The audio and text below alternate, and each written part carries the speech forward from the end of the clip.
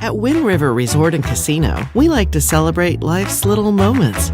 Oh, and the big ones too, because around here, when you're completely in the moment, that's when the magic happens. Come in and find your moment at Wind River Resort and Casino. Meteorologist Mike Krueger, thank you so much for joining us here this morning. It is, what time is it? It is 6:31 now officially on this Wednesday morning. We're getting ready to really start to warm things up. You know, yesterday, the cloud cover, especially in the morning hours, and things started those clouds started to kind of thin out a bit. That allowed us to warm up a little bit here, but still not a bad day for your Tuesday, and things are only going to get warmer. So let's get into your Krueger's Quickcast, shall we? And your temperatures right now are in the low to mid 40s in the valley, 46 degrees for Redding, 43 degrees that is for Redding, that is, 46 in Red Bluff, 43 in Chico. We've got those 20s out towards places like El Turris, 41 degrees in Crescent City and 35 in Eureka. So out the door this morning, there's going to be a little bit of cloud cover, I'd say, in some of those mountain valleys, some of the inland valleys. But otherwise, looking at plenty of sunshine here and temperatures cooling off a little bit, especially in the higher elevations. So you can see the cloud cover we saw yesterday. Now we've got a very weak ridge that's kind of building in a little bit here for today. That's going to push a lot of the cloud cover and the rain to our north. However, we're still going to see some of those high clouds spill over into Northern California. So it's not going to be one of those days where it's completely and entirely sunny, but there will certainly be a lot more sunshine today than there was yesterday. And the winds, you know, not a big factor either here, but a little breezy, I'd say in some spots here with those north winds, 10 to 15 miles per hour, maybe a little bit stronger off towards Modoc County and in the eastern mountains, a little over 20 miles per hour coming in from the north-northwest. Now by tonight, those winds should start to subside and then maybe pick back up a little bit again here for tomorrow. So for today, temperatures generally in the mid-70s for the valley. Keep in mind, we were around 70 for most of us in the valley yesterday, so just a tad warmer. 60s for most of the higher elevations and somewhere in the upper 50s to around 60 for the coast. Tonight, going into tonight and early tomorrow morning, upper 40s for the valley and 30s for most of the higher elevations and probably somewhere in the low to mid 40s for the coast. So we look at that 7-day outlook and it's warming up, and we're going to just level out come Thursday, Friday, Saturday to around the upper 70s to about 80. Then we'll see another spike in our temperatures on Sunday in the low to mid 80s. Then another spike come Monday and Tuesday, upper 80s, maybe even 90 degrees for the north end of the valley, especially on Monday. For the coast, upper 60s by Monday, Tuesday of next week. So yeah, we're seeing significantly warmer temperatures even for the coast at that point.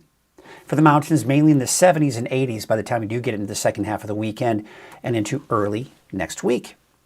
All right, that's a look at your Krueger's Quickcast. Good morning to you, Catherine Schmidt. 25 degrees in the Castle area. Well, there you go. It certainly is colder in the higher elevations. Can't see much here at Lake Oroville. It's still a little dark to see anything there. We got the street lights there on Main Street Chico on Highway 32, showing the garbage truck doing its job this morning. Highway 99 at Neal Road, you got those clear skies this morning, and looks like traffic has flown along there just nicely on Highway 99. Highway 44 at Sundial Bridge Drive, still a little dark to really see what's going on there, but looks like traffic has flown along there as well. Taking a look at Crescent City Harbor District, and it's still a little dark to see anything going on there, but you can see some of the city lights off in the distance, making for a nice start to the day. Bald Hill West, looking down at Hoopa Valley. First of all, you can see that well-lit moon there above the low clouds that we are seeing for some of those mountain valleys. That's what we're seeing in Hoopa this morning, some fog, and I think we're going to see some fog in other areas as well. Taking a look at Soda Ridge, see some of the high clouds, but not much in the way of low clouds there. In fact, we take a look at Fort Jones, no low clouds there, so it just depends on where you are. You head south of Fort Jones, you head south of Scott Valley into Trinity County, looks like we are seeing some of that patchy fog in some of those mountain valleys. All right, we take a look at Lassen Park this morning. The sun is just beginning to kind of illuminate those mountains off in the distance. Otherwise, you can still see there's plenty of snow up there. Jackie Dixon checking in this morning, saying good morning. One of our regulars. Another regular, Curtis Brown from the Red Bluff area, saying good morning, Mike. Another fine day. Another fine day it is indeed. Well, we're kind of going to start sunsetting the Grange Co-op Spotlight, and we're going to start introducing to you a new segment. We're very excited to have signed a new partnership with Grange Co-op, and it's going to be a gardening segment. They just got a whole brand new nursery to their store, which Grange Co-op still fairly new to the Reading area. They've got this beautiful new nursery. They're very excited about it. And so were we here at Weather NorCal. We thought, hey, let's get some gardening tips on a regular basis from our folks and our friends over at Grange Co-op. So we're going to be transitioning from Grange Co-op Spotlight to gardening with Grange Co-op. And the first one, we're just going to introduce you to some of the people over there at Grange Co-op, some of the gardening experts over there, and also kind of take a look at their newest addition in that nursery. They got the whole new nursery over at Grange Co-op. Check it out. Hello everyone, I'm Mike Krueger from Weather NorCal, and you are watching the first ever edition of the Gardening with Grange Co-op segment. And with me right now, I've got two people from Grange Co-op.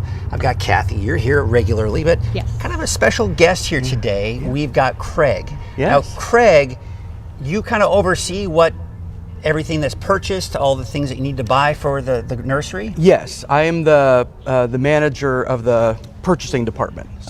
So I buy the trees and shrubs and a lot of the nursery stock. So what we're standing in right now is brand new. You guys have been working on this for quite a while. Yeah. How excited are you for this? What is this going to mean for you guys in the future? so excited.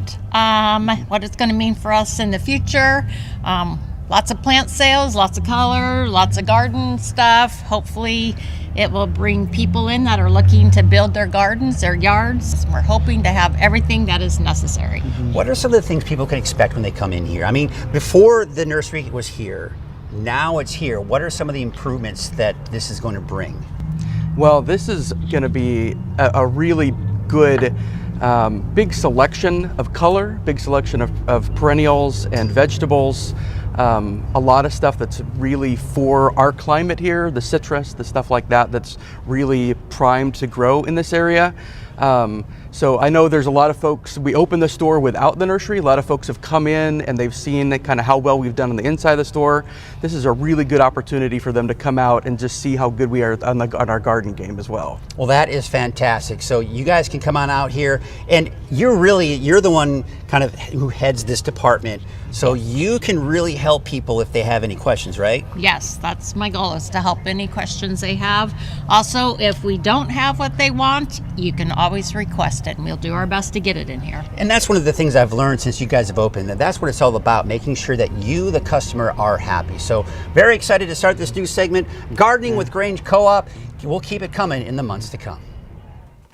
Once again, very excited to be working with Grange Co-op and doing this gardening segment. This is going to be something that'll be generally each month there'll be a new segment, but if there are things going on as far as kind of heavy growing season, we may do one every other week. So be on the lookout for that. We're going to be kind of making some changes to the website, so you'll be able to kind of see where to do that, but there'll be an easy link from the homepage from weathernorcal.com here in the weeks to come. This is really going to make its major debut starting next month. So be on the lookout for that. Of course, we're kind of getting into that growing season, so I think it's going to be great to get some advice and tips and tricks from the experts over there at Grange Co-op. So be on the lookout for that. Of course, we'll keep you updated, and certainly looking forward to this new segment.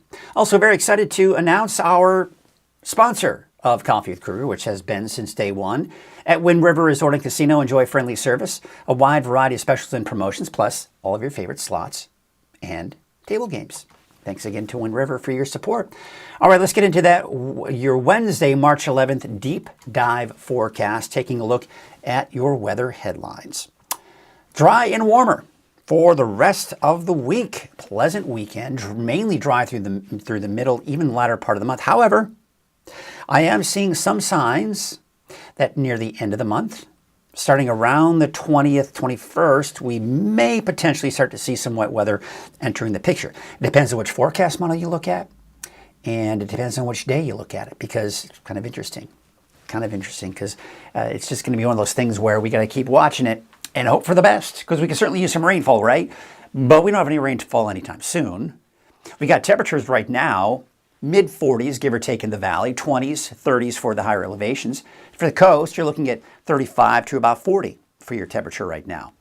So we've got some activity, really. You notice pretty active over the Gulf of Alaska, over the Pacific. We also have, you see these clouds right here? This is the jet stream, and it's transporting a lot of that moisture and that cloud cover right into the Pacific Northwest.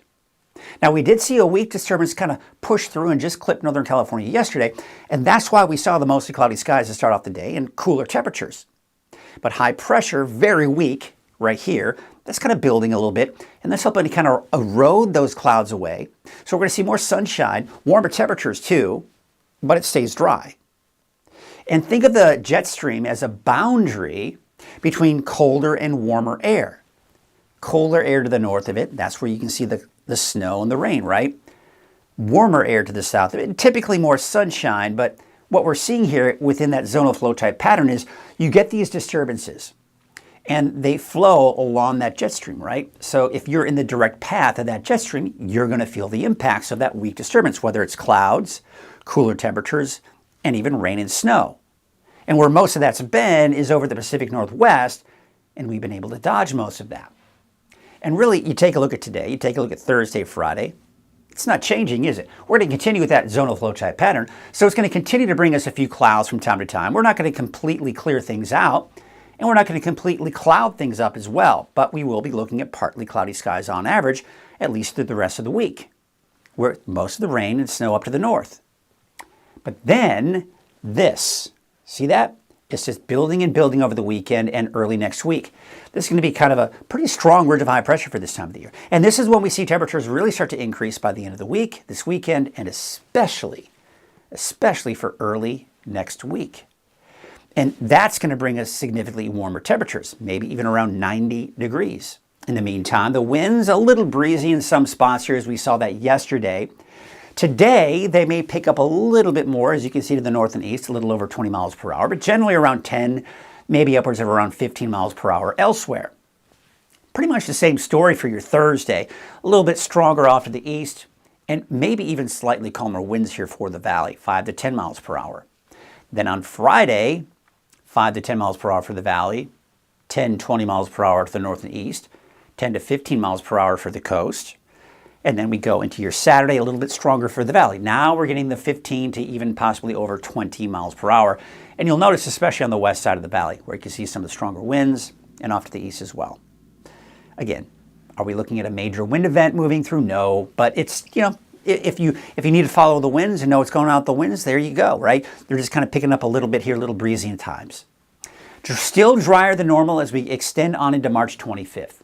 Now, I was talking about maybe around the 21st, 22nd, somewhere between the 21st and 25th, because again, it depends which model you look at, long range, and that brings in the potential for some wet weather.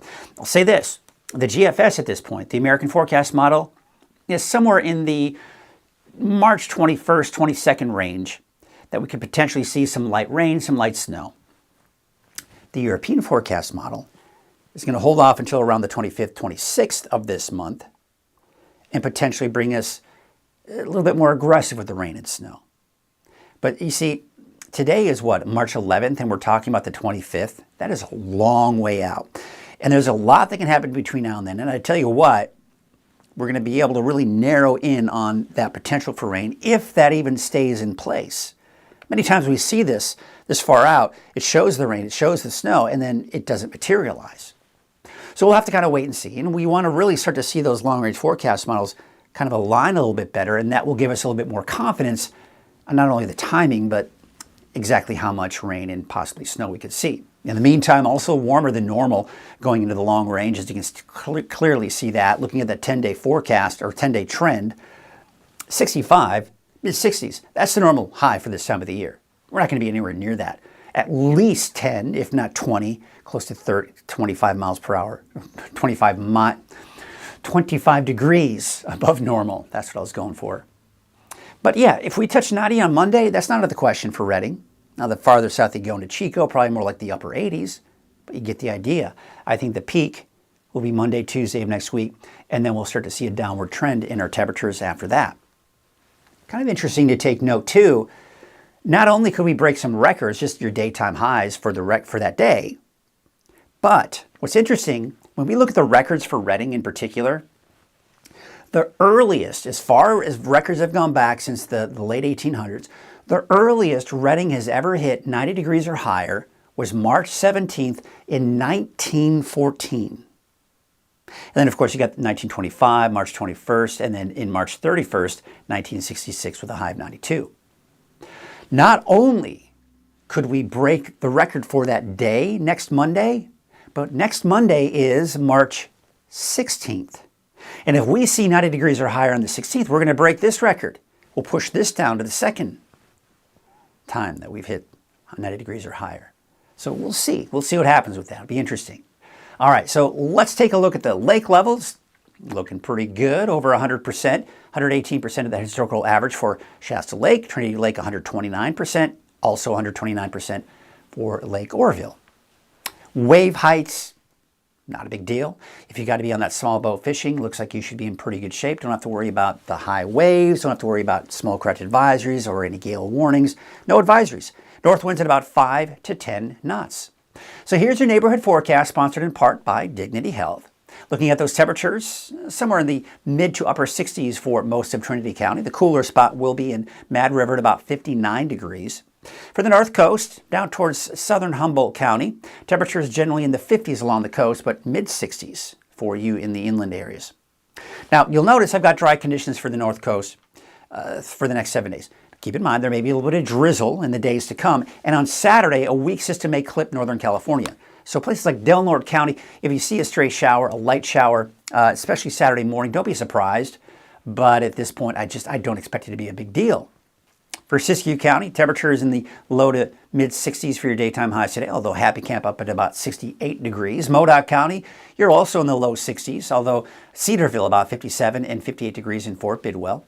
Eastern Mountains, you're in the upper 50s, low 60s, but much warmer for places like Paradise at 70 and 65 degrees for central Shingletown.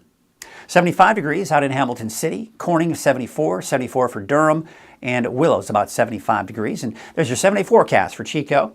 Temperatures warming up after today, upper 70s to about 80 through Saturday. Low 80s Sunday, upper 80s by Monday and Tuesday. 74 degrees for a high today for Redding, all the way down to Red Bluff. 74 degrees for Palo Cedro. Bella Vista, about 73, and looks like Whiskeytown and Lakehead. Highs of around 70 degrees. Here's your 7-day forecast for Redding. Should be up to about 80 degrees for Thursday, Friday, Saturday. Kind of just leveling out around 80 for the end of the week and into the first half of the weekend. Now, the second half of the weekend, we'll see another bump in our temperatures up to about 85 degrees. And then looks like 90 degrees by Monday, and then a slight dip in those temperatures come Tuesday of next week. So I guess, obviously the question is, who's ready for these summer-like temperatures? And I don't know if anybody necessarily is. Jackie is saying, oh, congratulations to Grange Co-op. Yeah, we're very excited about that gardening segment. Jeff Johnson saying, good morning, Mike. Good morning to you, Jeff Johnson. And Jackie saying, it seems a little too early in the year for 90 degrees, and I'd agree. But, we did take a look at those, the earliest Redding has ever hit 90 degrees or higher, and it was March 17th of, I think it was 1914, so a while back. That's the earliest it's ever hit 90 degrees, but we could possibly break that by one day, maybe by the 16th, this upcoming Monday, which is the 16th. That could potentially break that record and be the earliest we've ever hit 90 degrees or higher for the Redding area. So that should be interesting. So that's going to do it for us this morning. Not a whole lot going on, is there? We just got those warmer, above normal temperatures. Winds aren't going to be a huge playing factor, just a little breezy at times, 10 to 15 miles per hour from the north, northwest. No rain, no snow in the forecast, as you may or may not have heard. Unfortunately, the Mount Shasta Ski Park had to just go ahead and make it official and basically say, all right, folks, it's closed down for good. We'll take a look at, see if the camera's up and running there. Looks like we got a little bit of daylight. You can see just how, it's just unfortunate, really. You know, I think about, we'll take a look at this. I think about when my son and I, Aiden, went out there right after a couple weeks ago when we saw a couple feet of snow up there. I mean, just a lot of snow out at the ski park, and it really did help significantly. But then what happened was it rained on top of that snow, and then it ended up looking like this.